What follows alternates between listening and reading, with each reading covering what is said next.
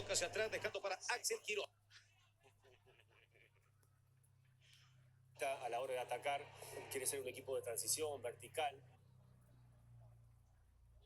Simpson, early throw to Anthony Nelson.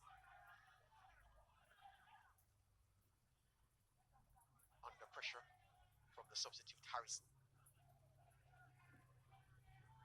Looks as if he's been given a central midfield brief by Coach Zapata. Perhaps not pleased with the contribution from Marius Smith, and then Smith was on a yellow card as well, so maybe that's the reason in that vital part of the field with the pitch conditions as they are, he decided to make the switch to take Smith out of harm's way. Simpson battling away. Digamos, un tridente en la mitad de la cancha. Russell. Simpson fires the cross in. It's met by Hospitalis, knocks it back for a corner. Manish, by the way, rather than Hospitalis, was the man in the position. And Simpson acknowledges that he should have produced the cross.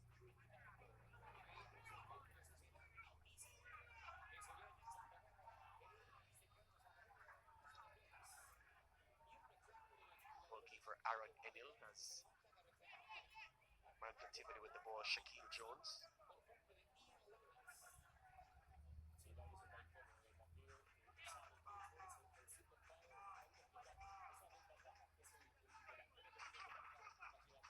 Fires the corner kick in. The volley, Queen Hudson. Too much underneath it. He didn't compose himself as he was preparing to shoot. Again, with those volleys, as you would know, George, because I know you have a pretty fair shot on you. When you're preparing yourself for those type of shots, a volley or a half volley, you have to try and, as best as possible, to get your body over the ball. Sometimes you see players leaning back, sometimes you see players approaching it a bit too lackadaisical. That was a result of one such action. You know what's the truth about that? And of course, what you said is correct. But you've seen several times when players, their body's not in the right position and those go in, but that's rare. It's always best to execute the right, use the right technique. You'll guarantee better results consistently. And the right technique is as Lish has just outlined. Fletcher winning possession for Moby and driving the team forward. Still Jordan Fletcher on a long run. Lost out to Garnett. Fuller to Thomas. Trying to change the point of attack. Hospitalis meets it. Tivoli will have a throw high up, deep into the Moby territory.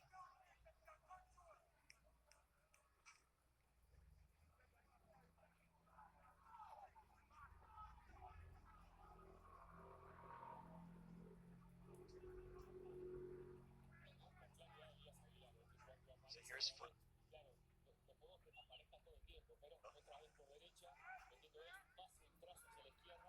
McKenzie against Garnett, and he wins it, finds it. Brian Brown on the edge of the 18-yard box. Still Brown off the chest of the goalkeeper. Sliding in was Cavan Wilson to finish up the defensive action, and he gets a high five from Barrington Price for his efforts. Yeah, and he had to. Good work again from Shaniel Thomas to Brian Brown. Both of these players have been so involved from Montego Bay United.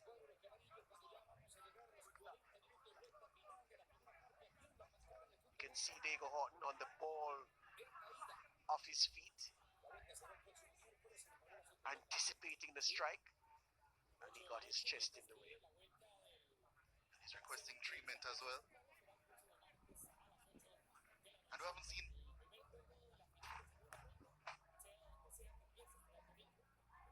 George, we haven't seen too many stoppages, so I finally got some time to address this. He said something in the first half about formations, the lack thereof in football, in modern football. But one thing you mentioned when you were mentioning the great hungry teams of the 1950s that I really liked is two things. Firstly, that Germany ended up beating them. I know our dear friend Lance Whitaker would of course, appreciate that sentiment. And then secondly, the system that they use, which I'll get onto very shortly. Corner kick from Gordon. Oh, it finds its way in the back of the net. A day niche. Direct from the corner kick. It's almost as if the Tivoli defenders stopped and watched Niche soar and get there. Diego Horton disconsolate. But this is the corner kick once again. Nobody from Tivoli jumped. Nobody jumped. And an inquest involving Wilson, Simpson, and Diego Horton asking how come. And I said it early in the game that Diego Horton had found himself making some high-profile mistakes this season that has cost Tivoli Gardens dearly. And that is another one. It's not going to be as obvious. It's not as obvious as the ball going under his arms, but as a goalkeeper, he made a loud shout. He said to his defenders, "This is mine." He advanced and got absolutely nowhere near that ball and left his defenders frozen. The only one alive to it was a Danish who was grateful. Well, a hammer blow for Tivoli. Horton had made a save from Brian Brown, went down, needed some treatment, and after being treatment, the corner was taken. Tivoli not ready for the resumption, Lish. They were not ready for the resumption. He was ready. Owain Gordon was ready. Gordon's corner landed in a sweet spot for Niche to attack. And a half-hearted attempt by Diego Horton and his two defenders, Simpson and Wilson nearest, they didn't challenge. And Niche was grateful for the Christmas present given to him by the Tivoli team. We saw Santa in the crowd earlier. Maybe that was his parting gift.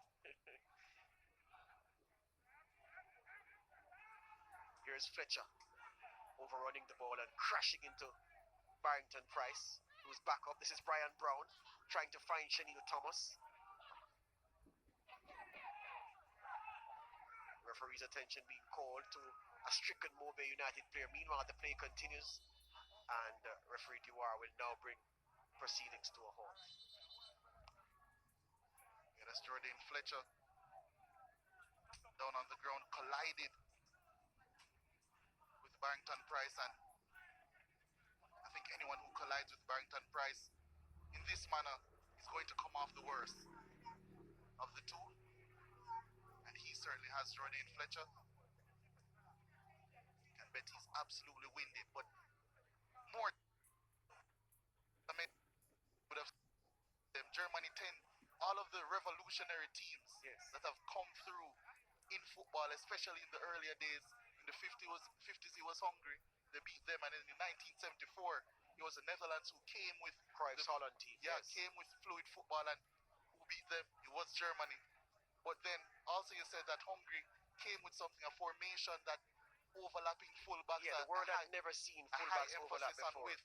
And then you said that formation kind of dissipated because of the constant use of it. And then it took, I would say, possibly 60 years or over 60 years for that formation to come back. And that formation that I'm alluding to, they call it at the time the WM. Yes. But in reality, if you're looking at it numerically, it's a 3-2-5, which came back into popularity when Pep Guardiola brought it back. And that's the in-possession shape of, I would say, over 50% of teams in European football. So it's an interesting thing how football works.